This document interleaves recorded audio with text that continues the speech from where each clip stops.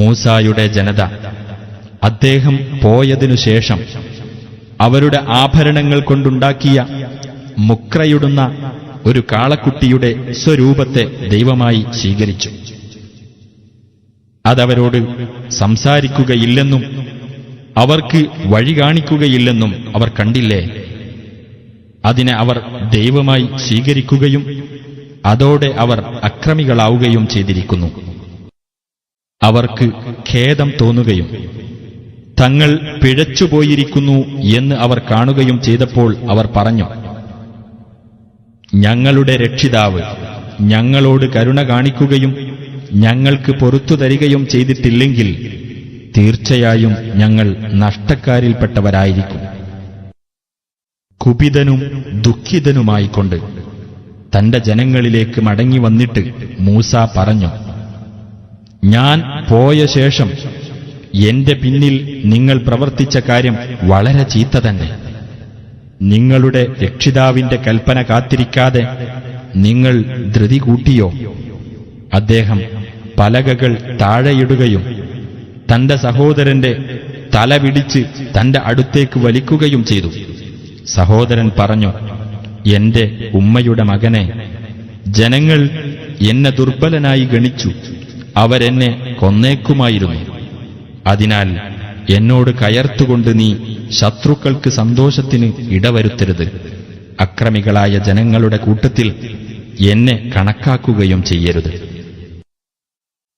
മൂസ പറഞ്ഞു, എന്റെ രക്ഷിതാവേ, എനിക്കും എന്റെ സഹോദരനും നീ പൊറുത്തു തരികയും ഞങ്ങളെ നീ നിന്റെ കാരുണ്യത്തിൽ ഉൾപ്പെടുത്തുകയും ചെയ്യണമേ. നീ പരമകാരുണികനാണല്ലോ. കാളക്കുട്ടിയെ ദൈവമായി സ്വീകരിച്ചവരാരോ അവർക്കു തങ്ങളുടെ രക്ഷിതാവിങ്കൽ നിന്നുള്ള കോപവും ഐഹിക ജീവിതത്തിൽ നിന്ദ്യതയും വന്നു ഭവിക്കുന്നതാണ്. കള്ളം കെട്ടിച്ചമയ്ക്കുന്നവർക്കു നാം പ്രതിഫലം നൽകുന്നത് അപ്രകാരമത്രേ. എന്നാൽ തിന്മകൾ പ്രവർത്തിക്കുകയും എന്നിട്ടതിനുശേഷം പശ്ചാത്തപിക്കുകയും വിശ്വസിക്കുകയും ചെയ്തവർക്ക് തീർച്ചയായും നിന്റെ രക്ഷിതാവ് അതിനുശേഷം ഏറെ പൊറുത്തുകൊടുക്കുകയും കരുണ കാണിക്കുകയും ചെയ്യുന്നവനാകുന്നു. മൂസായുടെ കോപം അടങ്ങിയപ്പോൾ അദ്ദേഹം ദിവ്യ സന്ദേശമെഴുതിയ പലകകൾ എടുത്തു. അവയിൽ രേഖപ്പെടുത്തിയതിൽ തങ്ങളുടെ രക്ഷിതാവിനെ ഭയപ്പെടുന്ന ആളുകൾക്ക് മാർഗദർശനവും കാരുണ്യവുമാണുണ്ടായിരുന്നത്. നമ്മുടെ നിശ്ചിത സമയത്തേക്ക് മൂസ തന്റെ ജനങ്ങളിൽ നിന്ന് 70 പുരുഷന്മാരെ തെരഞ്ഞെടുത്തു.